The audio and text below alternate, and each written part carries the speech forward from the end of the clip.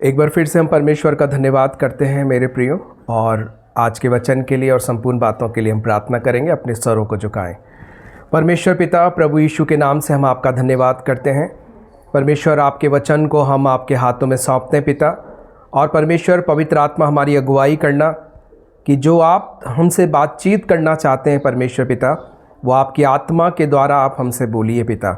मैं अपना सारा नियंत्रण और अधिकार आपके हाथों में सौंपता हूँ पिता। बोलने वाला मैं नहीं बल्कि आप होने पाए पिता। सब कुछ यीशु मसीह के नाम में धन्यवाद के साथ मांगते हैं, आमीन, हालेलुया। आज का जो हमारा वचन है, जो परमेश्वर ने हमें दिया, जो सब्जेक्ट है, वो है चिंता नहीं करना है। और इसके सिमिलर यानी इसके सामने की तरफ हमें देखना है कि हमें परमेश्वर के राज्य और धार्मिकता की खोज करनी है। ठीक है, बाइबल का परमेश्वर कह रहा है चिंता मत करो और तुम सबसे पहले मेरे राज्य और मेरी धार्मिकता की क्या करो, खोज करो। तो आज का जो हमारा विषय यही है कि हमें परमेश्वर के राज्य और धार्मिकता की खोज करनी है। किसी भी बात की चिंता हमें नहीं करनी है। तो हम लोग वचन में से निकालें मत्ती 6 और उसका 31 से। ठीक है, मत्ती 6 और हम लोग उसके 31 से यहाँ पर देखेंगे। यहाँ लिखा है, इसलिए तुम चिंता करके ये ना कहना कि हम क्या खाएंगे या क्या पिएंगे या क्या पहनेंगे, क्योंकि अन्य जातियाँ इन सब वस्तुओं की खोज में रहते हैं। पर तुम्हारा स्वर्गीय पिता जानता है कि तुम्हें इन सब वस्तुओं की आवश्यकता है। इसलिए पहले तुम परमेश्वर के राज्य और उसके धार्मिकता की खोज करो, तो ये सारी वस्तुएं भी तुम्हें मिल जाएंगी। अतः कल की चिंता ना करो, क्योंकि कल का दिन अपनी चिंता आप कर लेगा। आज के लिए आज ही का दुख बहुत है। ये परमेश्वर का वचन है मेरे प्रियों। उसके पढ़े और सुने जाने पे प्रभु अपनी आशीष दे। तो हमें कोई भी वरी करने की ज़रूरत नहीं है, चिंता करने की ज़रूरत नहीं है। क्यों नहीं है? क्योंकि परमेश्वर हमारी चिंता क्या करते हैं? आप करते हैं। हमें जब हम प्रभु यीशु मसीह में आ चुके हैं, और बाइबल में लिख रखा है जो भी कोई प्रभु यीशु मसीह पर विश्वास करता है, तो विश्वास करने के द्वारा उसका उद्धार हो जाता है, और यीशु मसीह के द्वारा अब वो परमेश्वर की धार्मिकता बन जाता है। क्या बन जाता है? धार्मिकता बन जाता है। किसकी? परमेश्वर की। किसके द्वारा? प्रभु यीशु के द्वारा। प्रभु यीशु मसीह पर जब हमने विश्वास किया तो हमने प्रायश्चित किया। क्या किया? प्रायश्चित किया कि परमेश्वर हम पापी हैं और आप हमें क्षमा करो। ये पहला कदम है परमेश्वर की धार्मिकता बनने का। प्रभु यीशु मसीह पर विश्वास करने के बाद में पहला कदम है कि हम अपने पापों के लिए माफ़ी मांगें, और हम लोग उसके बाद में प्रभु यीशु मसीह को अपना उद्धारकर्ता करके मान के, और हम अपने जीवन की शुरुआत कर सकते हैं, इस जर्नी की शुरुआत कर सकते हैं जो हमें अनंत जीवन में ले जाएगी। तो मेरे प्रियो, परमेश्वर का वचन कह रहा है तुम चिंता करके ये ना कहना कि हम क्या खाएंगे और क्या पिएंगे और क्या पहनेंगे। देखो, 3 चीज़ें क्या लिख, और सारे लोग इसी के खोज में है ना। हम लोग क्या खाएंगे, क्या पिएंगे और क्या पहनेंगे। घर हमारा कब बन गया तो अब उसमें क्या क्या चीज़ें और होनी चाहिए। ये सब चीज़ों की खोज पूरी संसार कर रहा है। और यहाँ पर लिख रखा है 32 पद में, क्योंकि अन्य जातियाँ इन सब वस्तुओं की खोज में रहते हैं। अब यहाँ पर हमारे को कैसे लगता है कि जैसे हम लोग यीशु मसीह में आ गए ना, तो अन्य जातियाँ यानी दूसरी जातियाँ नहीं, वो सारे अन्य जाति हैं जो यीशु को मानने के बाद में भी चिंता करते हैं। समझ रहे हो आप? हमको क्या लग रहा है कि हम ही बहुत धर्मी हो गए, अब तो बिल्कुल कोई हम ही हैं जो भी कुछ है। नहीं नहीं नहीं, बल्कि ये वो लोग भी इस लाइन में आ गए हैं जो यीशु मसीह में आने के बाद में भी चिंता में है, पाप में है, अंधकार में है। क्यों? क्योंकि परमेश्वर ने किसी जाति को बचाने नहीं आया। प्रभु यीशु मसीह किसी क्रिश्चियन को, ईसाई को या दुनिया की और भी जितनी भी जातियाँ उनको बचाने नहीं आया है। प्रभु यीशु मसीह ने वचन में लिख रखा है, जो भी कोई उस पर विश्वास करेगा वो नाश नहीं होगा बल्कि अनंत जीवन पाएगा। यानी उद्धार का मार्ग सभी लोगों के लिए ओपन है, खोल दिया गया है। जो भी कोई, चाहे से उसमें फारसी हो, चाहे से उसमें यहूदी हो, चाहे से उसमें और कोई भी धर्म और जाति और संप्रदाय का आदमी हो, परमेश्वर किसी का धर्म बदलने और कुछ भी ऐसे करने नहीं आया है। परमेश्वर लोगों की ज़िंदगी बचाने के लिए आया। प्रभु यीशु मसीह लोगों को जो पाप में थे, जो बीमारी में थे, जो महामारी में थे, जो दुष्ट आत्माओं से पीड़ित थे, प्रभु यीशु मसीह उनको बचाने के लिए इस पृथ्वी पर आया है। और उसने कहीं किसी का कुछ परिवर्तन करवाया ही नहीं। जो अंधा था, अंधे ने बोला, यीशु मसीह को चिल्लाने लग गया, मुझ पर दया करो, मुझ पर दया करो। और प्रभु यीशु मसीह ने उसके क्या कर दी? उसकी आंखें खोल दी। जो लंगड़ा था, यीशु मसीह ने उसको सामर्थ्य दी कि वो चलने लग गया। जो पैरालाइज का व्यक्ति था, उसको प्रभु यीशु मसीह ने खड़ा कर दिया और बोला, तेरा झोला उठा और चल फिर। जो पापी स्त्री थी, जो व्यभिचार में पकड़ी गई, यीशु मसीह ने बोला, आज के बाद वापस पाप मत करना। जिसने वस्त्र की छोर छुई यीशु मसीह को, जिसको 12 साल से लहू बहने की समस्या थी, और वहाँ पर इधर सुनो, और वहाँ पर यीशु मसीह ने बोला कि तेरे विश्वास ने तुझे चंगा। तो यीशु मसीह ने किसका धर्म बदला? यीशु मसीह ने किसको क्या पहना दिया और क्या उतार दिया? पापी 12 साल से लहू बहने वाली स्त्री खुद यीशु मसीह को ढूंढती हुई आई और उसने ये विश्वास किया कि मेरी जो समस्या, जिसका कोई निवारण नहीं है, मेरा सारा पैसा वैद्यों में जा चुका है, इलाज में जा चुका है, अब मैं क्या करूं? अगर उसने यीशु की चंगाई के बारे में, यीशु की सामर्थ्य के बारे में सुना, और उसके बाद में वो आई और उसने भरी भीड़ के अंदर, जो व्यवस्था के विरुद्ध था कि कोई इस तरीके की जो स्त्री उसको छू नहीं सकती थी, उसके बाद में उस स्त्री ने उसको क्या करा? पीछे से उसके वस्त्र की कोर को क्या करा? छू लिया और वो चंगी हो गई। ठीक है, तो क्या लिख रखा है? अन्य जातियां भी इन संपूर्ण वस्तुओं की खोज में रहती हैं। किस वस्तुओं की? क्या खाएंगे, क्या पहनेंगे, क्या पिएंगे।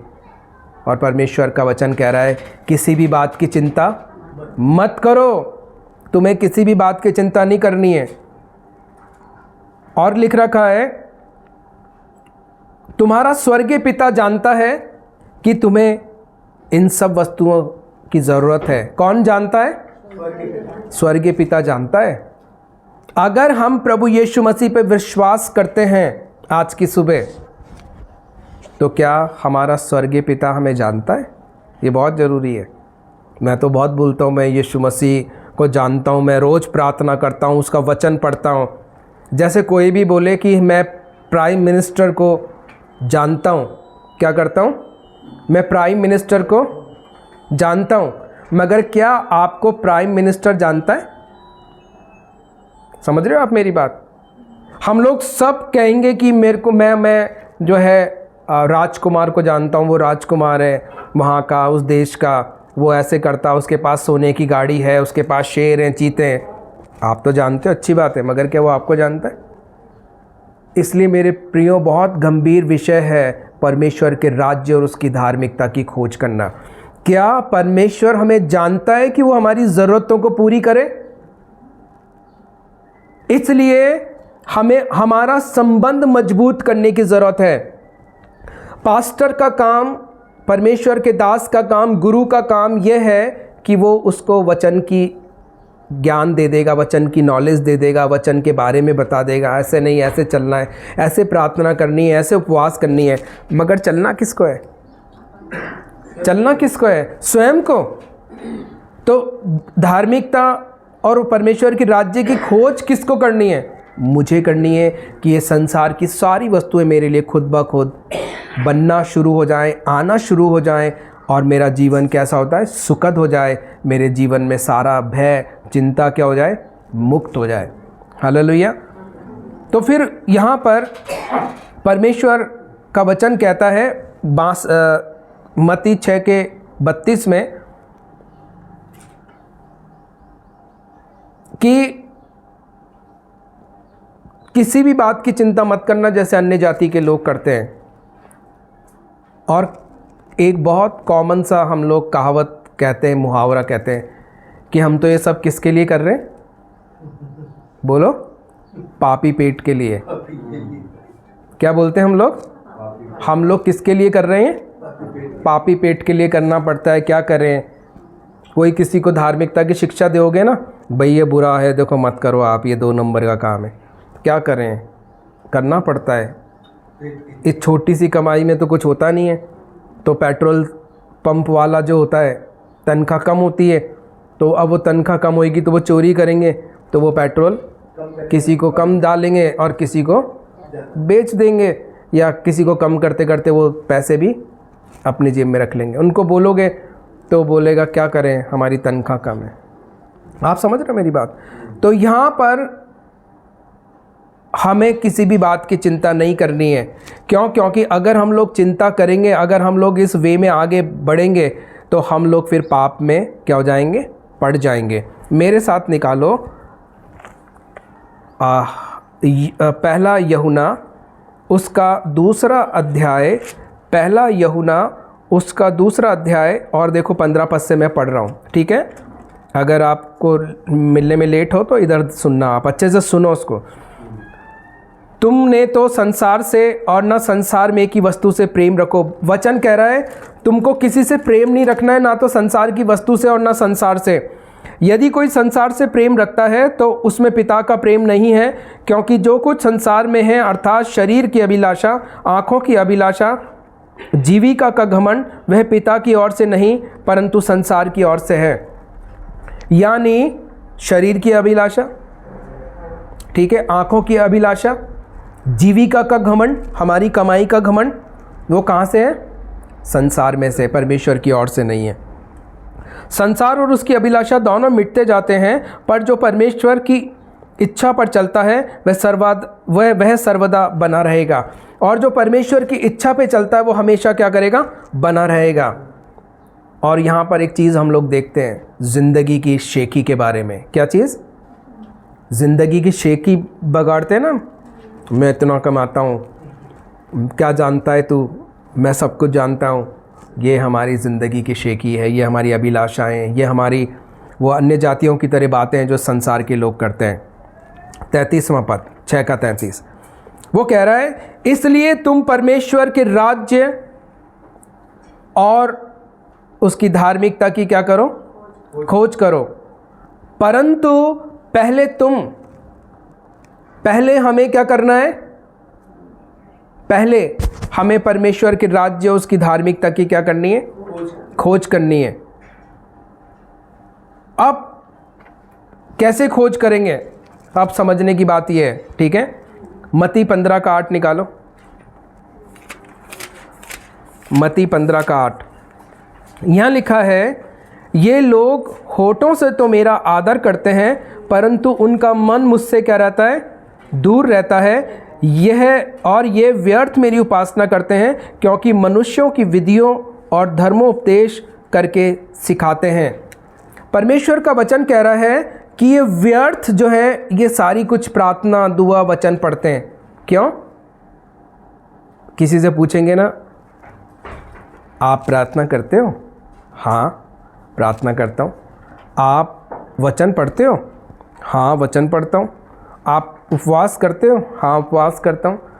आप दान डालते हो? हाँ, दान डालता हूँ। आप चोरी नहीं करते हो? नहीं करता हूँ।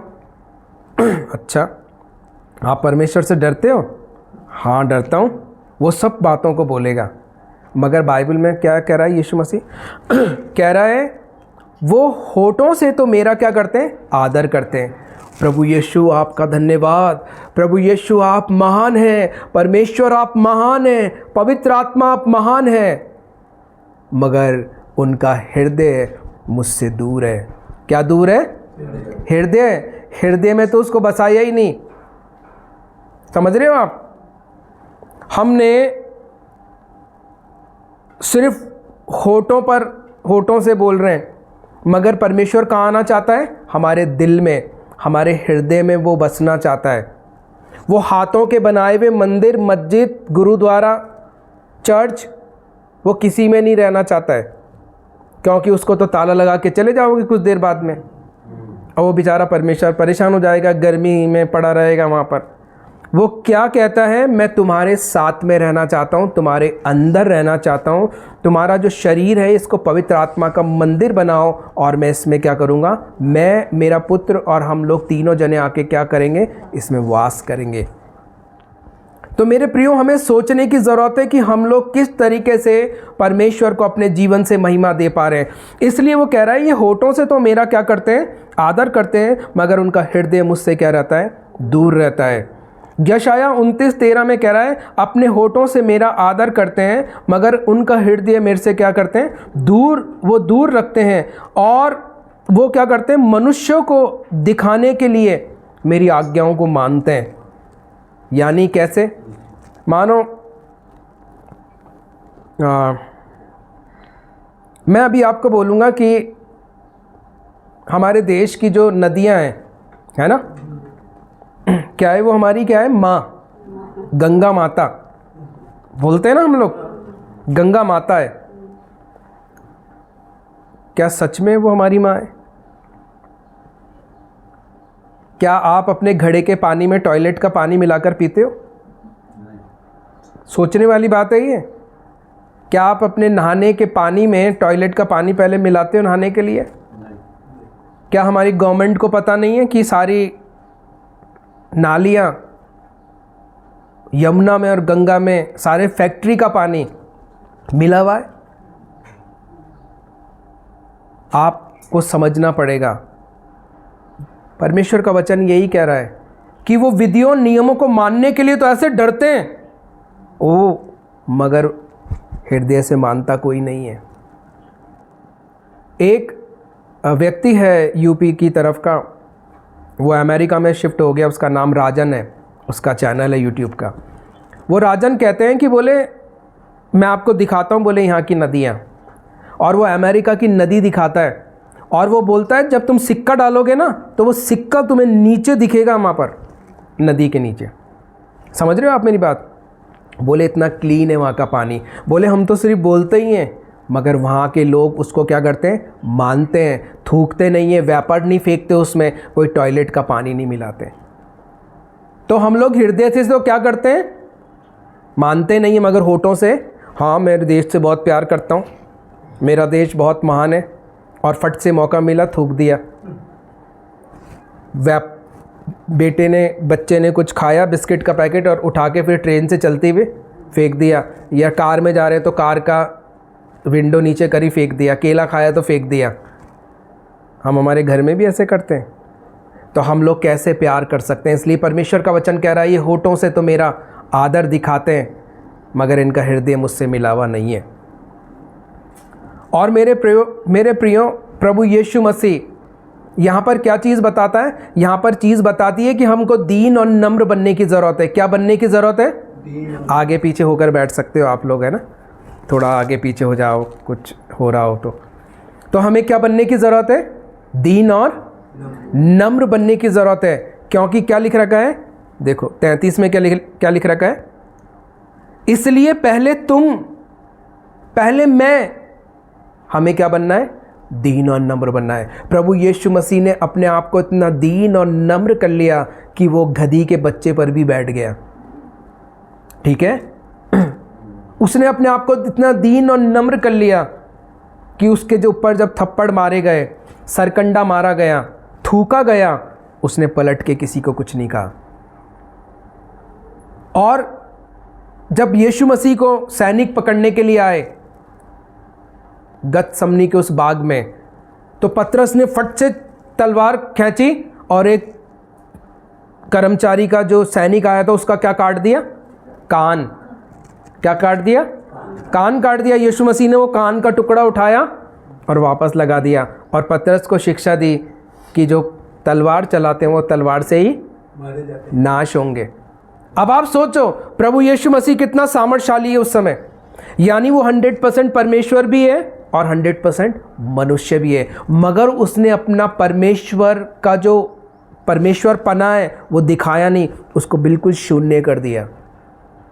कितनी अद्भुत बात है, सोचो आप। लाजर को जिला रहा है, वो 3 दिन के मृत व्यक्ति को जिला रहा है। वो उस विधवा के बेटे को जिला रहा है जिसको लोग बाग उठा के लेके जा रहे हैं। विधवा रो रही है क्योंकि अब उसके पास में कोई और उसका संभालने वाला नहीं है। अब आप सोचो, वो यीशु मसीह मेरे और आपके लिए दीन और नम्र बन गया। वो प्रभु यीशु मसीह पर कोड़े मारे जा रहे हैं, उसने उस कोड़ों को सहाया। और बाइबल में लिख रखा है उसके कोड़े खाने के द्वारा हम चंगे होते हैं, उसका लहू बहाने के द्वारा हमारे पापों की मुक्ति होती है, श्रापों की मुक्ति होती है जो हमारे बाप दादाओं से चले आ रहे हैं। हमें किसी भी तरीके की महामारी हो, बीमारी हो, यीशु ने उसका दंड अपने ऊपर सह लिया है मेरे प्रियो। इसलिए क्या कह रहा है, पहले तुम उसके राज्य और धार्मिकता की खोज करो। पहले तुम, तो हमें सबसे पहले खुद को प्रयत्न करने की ज़रूरत है, खुद को बदलने की ज़रूरत है कि हम जैसे यीशु मसीह पर हमने विश्वास किया, हमें अपने आप को दीन और नम्र बनाना। जैसे यीशु ने अपने आप को दीन और नम्र किया, हमें भी अपने आप को दीन और नम्र करने की ज़रूरत है। हालेलुया।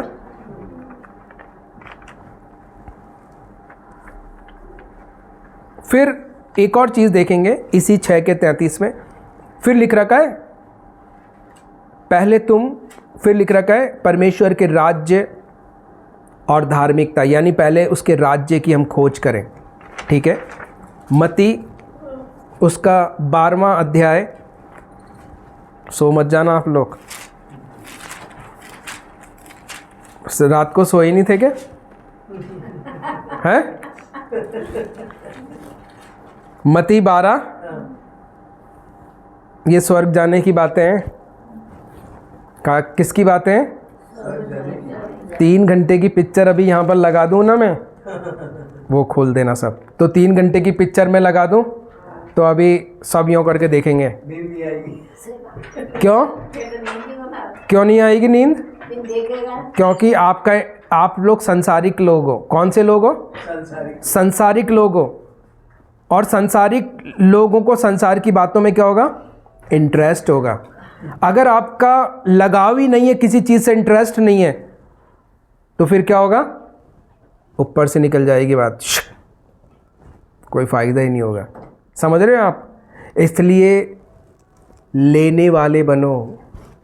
और ये जो हृदय की भूमि है ना, किसान जो होता है वो जब बीज बोता है तो उस भूमि को पहले तैयार करता है, उसकी हार्डनेस को दूर करता है, उसकी ननाई गुड़ाई करता है, उस पर हल चलाता है, कुछ दिन खाली छोड़ता है कि वो धूप चली जाए, कीड़े मकोड़े दूर हो जाएं, सॉफ्ट हो जाए, हवा से नरम हो जाए। और फिर उसके बाद के अंदर क्या करता है? कुछ थोड़ी बहुत खाद वगैरह डाल के उसके बाद के अंदर हल वापस चला के बीज बोता है। और उसके बाद में उसको समय समय पर ननाई गुड़ाई करता है, खरपतवारें दूर करता है, पानी देता है, जंगली जानवरों से बचाता है, जब जाके वो 30 गुना, 60 गुना और 100 गुना फलों को काटता है। अगर आज आप यहाँ बैठे हुए हो और अगर इस हृदय की भूमि का ध्यान ही नहीं है आपको कि जो वचन जो जा रहा, जो मैं वचन बोल रहा हूँ ना, ये वचन यहाँ से निकल कर यहाँ से जाता है और ये यहाँ पर इस हृदय की भूमि है, इस पे बोया जाता है। ये कैसे काम करता है? ये काम करता है हमारे प्राण के द्वारा, जो हमारे लहू के अंदर हमारा सोल है, प्राण है, ये उसके द्वारा काम करता है और पूरी माइंड, पूरी बॉडी में हमारे घूमता है। ये तरीका होता है इसका। ठीक है, तो क्या देख रहे हैं अब हम लोग?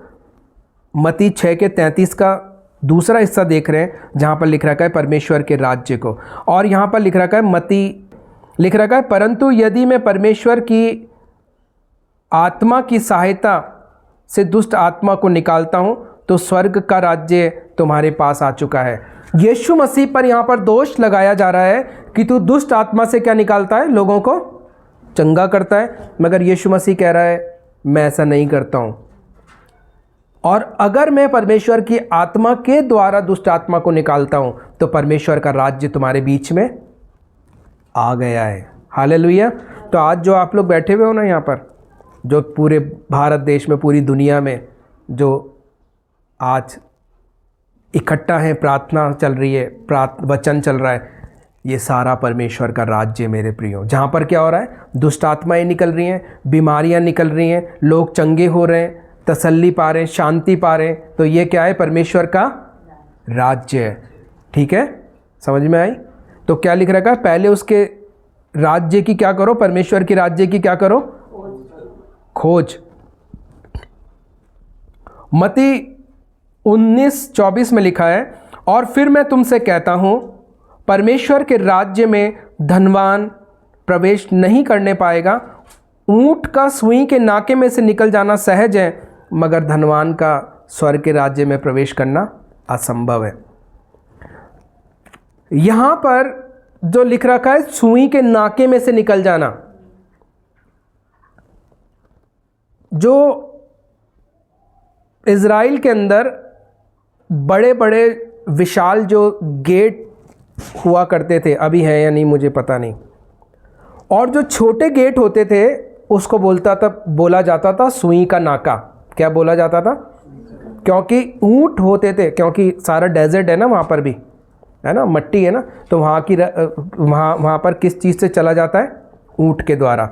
तो वहाँ पर ऊंट को जब निकलना होता था छोटे वाले गेट से, तो ऊंट बैठकर निकल सकता था, उसके लिए बोलते थे सुई का नाका। और यहाँ पर लिख रखा है कि ऊंट का सुई के नाके में से निकल जाना क्या है? सहज है, मगर जो धनी है वो स्वर्ग के राज्य में प्रवेश नहीं कर पाएगा। इसका मतलब क्या है? हमारी शारीरिक अभिलाषाओं के कारण हम किसी भी अगर अभिलाषाओं में पड़े हुए हैं, कोई शारीरिक अभिलाषा है, जीविका का घमंड है, आँखों की अभिलाषा है, आँखों का घमंड है, तो हम लोग स्वर्ग के राज्य में प्रवेश नहीं कर पाएंगे मेरे प्रियो। हम लोग यहीं रह जाएंगे। कहाँ पर? नर्क के अंदर। इसलिए हमें बहुत ध्यान देना है कि स्वर्ग के राज्य के नियम क्या हैं। अगर आपको स्वर्ग जाना है तो आपको ये जो पृथ्वी है यही तैयारी की जगह है। अगर नर्क जाना है तो ये पृथ्वी तैयारी की क्या है? जगह है। ये स्कूल है, यहीं पर ही हम लोग नर्क भी जा सकते हैं, यहाँ से स्वर्ग भी जा सकते हैं। तो हमें ये ध्यान रखना है कि हम लोग क्या कर रहे हैं और किस अनुसार हमारी क्या है? तैयारी है। इसलिए परमेश्वर का वचन कहता है कि हमें अपने आप को बदलने की ज़रूरत है। किसके लिए? परमेश्वर के राज्य के लिए। और प्रभु यीशु मसीह ने बोला यहूदियों को कि वेश्या, महसूल लेने वाले तुमसे पहले स्वर्ग के राज्य में पहुंचते हैं और तुम उनके बाद में पहुंचोगे। समझ रहे हो आप? स्वर्ग के राज्य में एक डाकू ने यीशु मसीह से बोला कि जब तू अपने राज्य में आए तो मेरी क्या लेना? सुधि लेना। और यीशु मसीह ने बोला तू आज ही मेरे संग में क्या होगा? फिरदौस में होगा। एक डाकू ने, जो यीशु मसीह के संग में 2 डाकू लटकाए गए थे, उसमें से एक डाकू ने बोला, और वो यीशु मसीह के संग में जैसे ही वो भी मरा और वो यीशु मसीह के संग फिर क्या हो गया? हो लिया। तो इसलिए मेरे प्रियो, हमारी आज आत्मिक हालत क्या है? क्या हम यीशु मसीह पर विश्वास करने के बाद में क्या हम आज भी पाप कर रहे हैं, आज भी धोखाधड़ी कर रहे हैं, आज भी झूठ बोल रहे हैं? तो हमारा फिर फ़ायदा क्या परमेश्वर पर विश्वास लाने का? इसलिए हमें ध्यान रखना है कि अगर हम लोग आज वचन के अनुसार नहीं है तो हम लोग कैसे हैं फिर? क्या लिख रखा है?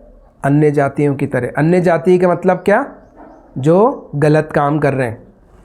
हम क्या उनकी तरह तो काम नहीं कर पा रहे हैं आज?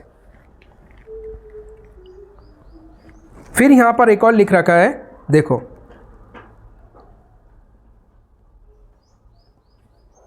मत्ती 6:33 का बीच का हिस्सा। इसलिए पहले तुम परमेश्वर के राज्य और उसके धार्मिकता की धर्म की खोज करो तो ये सारी वस्तुएं तुम्हें खुद ब खुद मिल जाएंगी। हमने पहला क्या देखा? पहले हमने देखा इसलिए तुम पर हमने ध्यान दिया, फिर लिखा परमेश्वर के राज्य पे हमने ध्यान दिया। अब जो तीसरी और अंतिम चीज़ है वो है धार्मिकता, यानी परमेश्वर की धार्मिकता की क्या करनी है? हमें खोज करने की ज़रूरत है। और परमेश्वर की धार्मिकता और ये सारी वस्तुएं क्या करो? तुम्हें खुद ब खुद क्या हो जाएगी? मिल जाएंगी। हमें ध्यान देकर जब हम लोग वचन सुनते हैं, हम वचन को मानते हैं, तो हम परमेश्वर की धार्मिकता, उसके राज्य की बातों में बढ़ते चले जाते हैं। वो कहाँ पर स्थापित होगा? परमेश्वर का राज्य और धार्मिकता की खोज करेंगे तो वो कहाँ स्थापित होगा? हमारे माइंड में और हमारे हृदय। मेरे साथ बोलो, मेरे माइंड में और मेरे हृदय में। जब ये सारी बातें यहाँ पर होने लग जाएंगी तो परमेश्वर का आत्मा के द्वारा मैं आशीषित होना शुरू हो जाऊँगा। क्यों? क्योंकि परमेश्वर मेरा खुद चलाने वाला और बढ़ाने वाला होगा। ठीक है, हम लोग सब खड़े हो जाएं। सब जने अपने हाथ ऊपर करो, सब जने हाथ ऊपर करो अपने, ऐसे नीचे करो। आप लोग सब खुश हो? बोलो हाँ, हम खुश हैं। आप लोग अच्छे हो? हम लोग सब अच्छे हैं। ऐसे करो, करो ऐसे, हाथ आगे करो, वापस नीचे करो, बैठ जाओ। प्रभु आशीष दे आप लोगों को। तो मेरे प्रियो, हम लोग एक बहुत इम्पॉर्टेंट टॉपिक में हैं और वो ये है कि हमें चिंता नहीं करनी है। हमें सिर्फ परमेश्वर के राज्य और उसकी धार्मिकता की क्या करनी है? खोज करने की ज़रूरत है। और जैसे ही हमने प्रभु यीशु मसीह पर विश्वास किया, हम परमेश्वर की धार्मिकता बन चुके हैं। हालेलुया। सिर्फ विश्वास करने मात्र से, पश्चाताप करने मात्र से अब हमें परमेश्वर के अंदर दिनों रात बने रहने की ज़रूरत है। हमें पाप से दूर रहना है और हम लोग परमेश्वर के वचन के अनुसार चलते रहें, बढ़ते रहें। रोमियो निकालो, रोमियो उसका 3रा अध्याय, रोमियो उसका 3रा अध्याय और उसका 22वां पद। यहाँ लिखा है, अर्थात परमेश्वर की वे धार्मिकता जो यीशु मसीह पर विश्वास करने से सब विश्वास करने वालों के लिए है, क्योंकि कुछ भी भेद नहीं, इसलिए कि सबने पाप किया और परमेश्वर की महिमा से रहित हैं। कोई भी ऐसा व्यक्ति नहीं है इस पृथ्वी पर जिसने पाप नहीं किया हो। सबने पाप किया और सब परमेश्वर की महिमा से क्या है? रहित हैं, बिल्कुल अलग हटा दिए गए हैं परमेश्वर की महिमा से, प्रथम आदम के द्वारा, उस अदन की वाटिका से ही। मगर ये प्रभु यीशु मसीह के द्वारा हम पर अनुग्रह हो पाया है। 24वां पद, परंतु उसके अनुग्रह से उस छुटकारे के द्वारा जो मसीह यीशु में है सेत में धर्मी ठहराए जाते हैं। और यीशु मसीह के द्वारा हम लोग सेत में कैसे? रहने दो बेटा, हम लोग धर्मी ठहराए गए हैं प्रभु यीशु मसीह के द्वारा।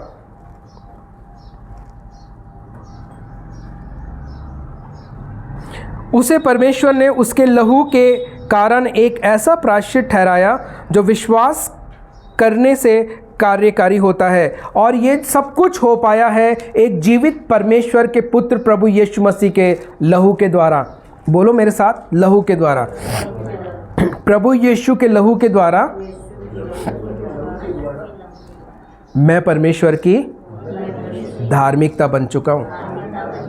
प्रायश्चित करने के द्वारा, मेरे छुटकारे के द्वारा मैं परमेश्वर की धार्मिकता बन चुका हूँ, जो विश्वास करने से कार्यकारी होती है, जो विश्वास करने से क्रियाशील होती है।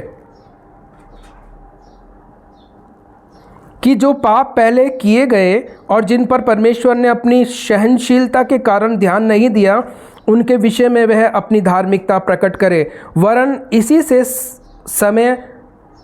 इसी समय उसकी धार्मिकता प्रकट हो कि जिससे वह आप भी धर्मी ठहरे और जो यीशु पर विश्वास करे उसका भी धर्मी ठहराने वाला हो। हालेलुया। तो मेरे प्रियो, हमें बहुत ज़रूरी ध्यान देने की ज़रूरत है कि परमेश्वर के साथ में हमारा संबंध आज कैसा है। और परमेश्वर चाहते हैं कि हम उसकी धार्मिकता क्या है? बने रहें।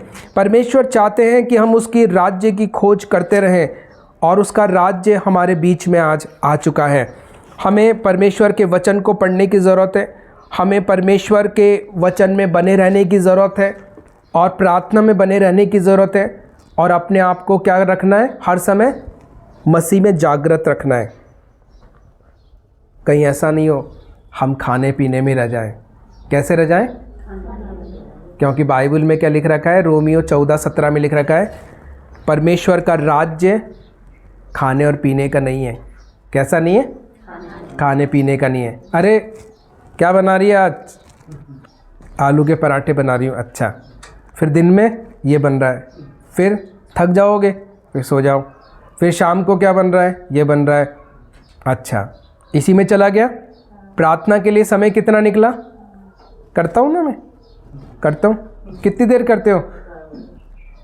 5, 10, 15 मिनट करता हूँ। अच्छा, आपको जिसने ज़िंदगी दे रखी है उसकी स्तुति आराधना नहीं है आपके पास, तो आपको काहे को ज़िंदा रखना? वो आपका क्या है ज़िंदा रहने? व्यर्थ है, बेकार है। समझ रहे हो आप? मैंने आज ही आपको उदाहरण बताया एक जने का। एक भाई जो 50 साल के थे, वो अटैक आने से तुरंत ख़त्म हो गए कल 3, 3:30 बजे करीबन। समझ रहे हो मेरी बात आप? और हम लोग यहाँ पर बड़ी उम्र के भी हैं और छोटी उम्र के भी हैं। हमें इन बातों से शिक्षित हो जाना चाहिए कि जो भी कुछ है परमेश्वर का है और परमेश्वर के अनुग्रह के द्वारा है। मैं अगर ज़िंदा रहूँगा तो मैं ज़िंदा किसके लिए हूँ? परमेश्वर प्रभु यीशु मसीह के लिए। और हमें ऐसा जीना है कि आज ही मेरा अंतिम दिन है। इसलिए हमें प्रार्थना करने के लिए भी, वचन पढ़ने के लिए भी समय निकालना पड़ेगा, अगर आपको उसका अनुग्रह चाहिए तो। और अगर उसका अनुग्रह नहीं मिलेगा तो फिर दिक्कत हो जाएगी। इसलिए परमेश्वर का राज्य खाने पीने का नहीं है, परमेश्वर का राज्य बातों का नहीं है। परमेश्वर का राज्य कैसा है? सामर्थ का। बोलो, परमेश्वर का राज्य सामर्थ का है। इसलिए मेरे प्रियो, हमने क्या पढ़ा? किसी भी बात की चिंता मत करना कि हम क्या खाएंगे और क्या पिएंगे और क्या पहनेंगे, है ना? और फिलिपियों की पत्री 4 में लिख रखा है, तुम्हारे प्रार्थना, विनती और निवेदन परमेश्वर के सम्मुख धन्यवाद के साथ उपस्थित किए जाएं। क्या किए जाएं? उपस्थित किए जाएं परमेश्वर के सम्मुख, बड़े आदर के साथ में। हम लोग जब किसी बड़े अधिकारी के पास में जाते हैं, मानो ये एप्लीकेशन हमने लिखी है, तो हम कैसे बोलते हैं? यूँ करके देखना, ये सर ये ऐसे ऐसी समस्या है, ऐसे हमारे को ऐसा हो रहा है, वैसा हो रहा है, प्लीज़ सर ये आप ऐसा कर देना। और परमेश्वर के आगे आप कैसे जाते हो? परमेश्वर पिता, आपका धन्यवाद करते हैं। और परमेश्वर पिता, हमारे पास में हमें ये देना। परमेश्वर पिता, हमें बहुत दिक्कत हो रही है। परमेश्वर पिता, हमें वो देना। परमेश्वर पिता, उसको चंगा कर देना। परमेश्वर पिता, ऐसा कर देना, वैसा कर देना। रोना आ गया तो थोड़ा रो भी लेंगे, और फिर उसके बाद में परमेश्वर पिता यीशु के नाम से आमीन, ख़त्म, कहानी, वापस आ गए। मगर क्या सच में आपने यहाँ से गए उस कि मैं मेरे डैडी से प्रार्थना करने जा रहा हूँ? बाइबल के अंदर लिख रखा है, धर्मी जन की प्रार्थना के प्रभाव से सब कुछ हो सकता है। हालेलुया। आप जब प्रार्थना करने जाती हो तो ऐसे समझ के जाती हो कि प्रार्थना के कमरे में या अपने कोने में या कहीं पर भी, कि मैं जब जाऊंगा तो मैं सब कुछ बदल दूंगा। हालेलुया। वो जानता है कि आपको ये सोचना, आईने में जब देखते हो अच्छे लगते हो, मगर आप ध्यान रखना, क्या वो आपको वो जानता है क्या परमेश्वर को मैं पसंद हूँ? क्या परमेश्वर मेरे चाल चलन से खुश है? क्या परमेश्वर मेरे व्यवहार से खुश है? क्या हम लोग क्या कर रहे हैं? हमें ध्यान देना है। हम लोग इस संसार में क्यों आए? हमें ध्यान देना है। परमेश्वर ने हमें यीशु के लहू के द्वारा मोल लिया है। हमें अपनी वैल्यू को समझना पड़ेगा, और हम ही हैं जो अपनी वैल्यू को गिराएंगे और क्या करेंगे? बढ़ाएंगे। कौन? मैं स्वयं। बोलो, मैं स्वयं। आप परमेश्वर के बेटा बेटी बनकर उससे आशीष पा सकते हो, और या फिर कुछ भी नहीं पा सकते हो। यह आपके हाथ में। अब ये कैसे होगा?